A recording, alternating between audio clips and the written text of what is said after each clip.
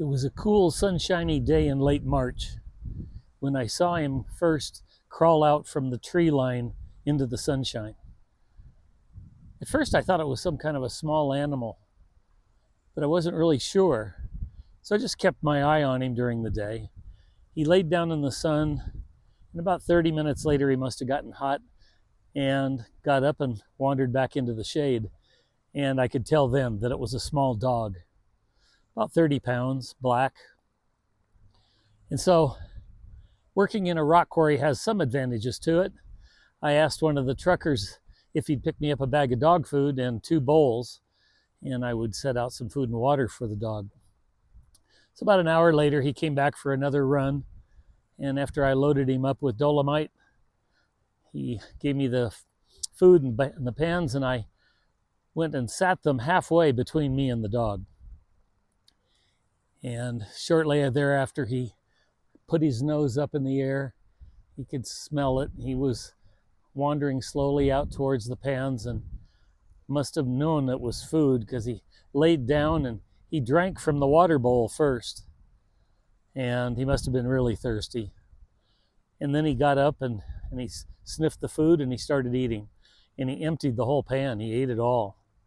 And he didn't even walk back to the tree line. He just laid down and went to sleep, which was kind of cool to watch that he felt that good. The crows were chirping. There was some slight breeze in the pine trees at the quarry, which was halfway between Colorado Springs and Canyon City, way out in the country. I was all by myself. It was one of those things where I'd just gotten home from Vietnam about a year earlier and didn't feel like I wanted to be around a lot of people. And this was perfect for me to manage that rock quarry, be all alone, get my head together again, and come back into society the way I wanted to. And every day as I would set the pans out for the dog, I'd bring him a little closer to the weigh shack where I weighed the trucks. And pretty soon I had him eating right at the shack, and he was letting me pet him. Took a while for him to trust me, to feel safe. But when he did, it was like I had the best friend I could ever possibly have.